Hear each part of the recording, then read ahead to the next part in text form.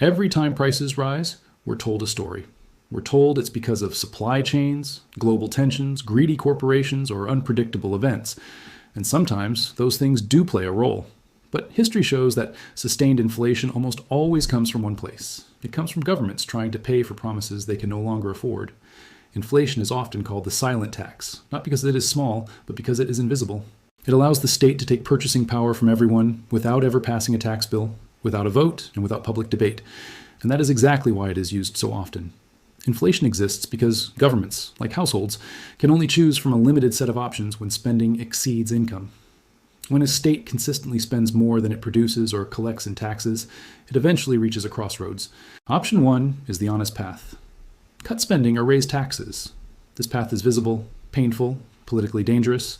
Voters immediately feel it, and leaders who choose it are often punished at the ballot box. Option 2 is the silent path. Print money. Debase the currency. Pay for today with tomorrow's purchasing power. This option creates pain, but it is delayed, spread out, and easily misdirected. And that is why almost every government eventually chooses it.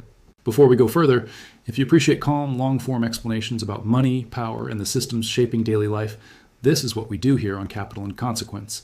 If this kind of analysis helps you make sense of what you're experiencing, take a moment to like the video and subscribe.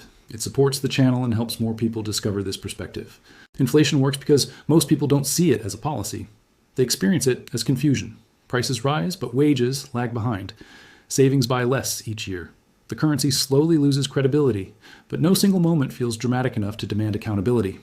The public is encouraged to blame merchants, hoarders, speculators, or global events rather than the structure of the monetary system itself.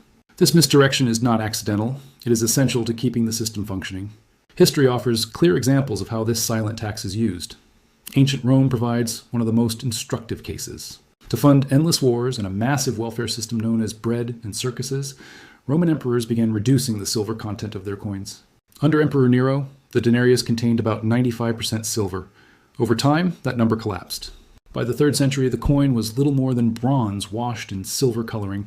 Rome did not collapse because coins changed color. It collapsed because trust dissolved. Prices rose, trade broke down, confidence disappeared. Debasement allowed Rome to delay reality, but it made the final reckoning far worse. The same pattern repeated in Weimar Germany. Faced with obligations it could not meet through production or taxation, the state chose to print money. At first, this felt like relief. Debts were paid, obligations were met. But as confidence evaporated, prices exploded. Money stopped functioning as a store of value. The system didn't fail because it ran out of currency. It failed because it ran out of trust. Modern systems are more sophisticated, but the logic has not changed. Since the creation of the Federal Reserve, the purchasing power of the dollar has steadily declined. This decline did not happen overnight. It happened quietly, year after year, through policies designed to manage debt rather than eliminate it. Inflation allows governments to claim obligations are being met in nominal terms, even as real value disappears. A pension may be fully paid on paper while failing to cover basic necessities in reality. This is what economists call inflationary default. Inflation is not neutral. It does not affect everyone equally. It operates as a wealth transfer, moving purchasing power from the slow to the fast. Those closest to newly created money receive it first. Governments, banks, and large institutions spend it before prices rise. They buy assets, real estate, stocks, hard goods. By the time the money reaches salaried workers and retirees, prices have already adjusted upward. Wages change slowly, prices change quickly. This gap quietly punishes people who rely on fixed or delayed income. This process also explains why inflation often coincides with asset booms. When interest rates are suppressed and credit is abundant, money flows into anything that can hold value. Housing, stocks, collectibles. This creates the illusion of prosperity while making life more expensive for those without assets. The rich become richer by owning. The poor fall behind by holding cash. This is not a bug in the system. It is how the system functions. As inflation accelerates and people begin to sense something is wrong, governments often move into the next phase. Blame shifts outward. Speculators are accused. Price controls are discussed. Capital controls are introduced to prevent people from escaping into foreign currencies or hard assets. These measures are framed as protection for the public, but they serve a deeper purpose. They trap people inside a system that is losing credibility. Eventually, something fundamental breaks. Not the supply of money, but trust itself. When people realize their currency is no longer a reliable store of value, behavior changes. Spending accelerates, saving disappears, long-term planning becomes impossible. At that point, resets are unavoidable. Every historical example ends the same way. not with an empty treasury, but with a population that no longer believes the system is fair or sustainable. Inflation is rarely an accident. It is a choice, a political tool used when other options feel too costly.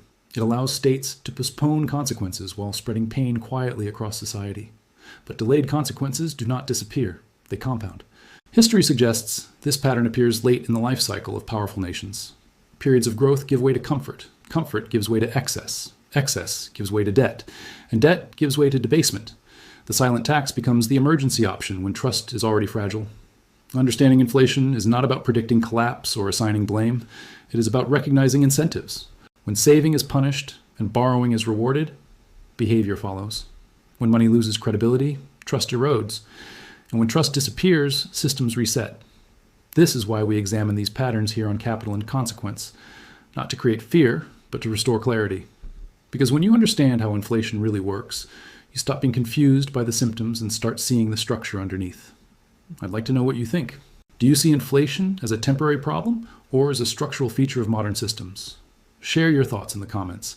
And if this documentary helped you understand what's happening beneath the surface, consider sharing it with someone who values deeper conversations. Subscribe to Capital and Consequence for more long-form analysis on money, power, and the systems shaping our lives. Inflation may be silent, but its consequences never are.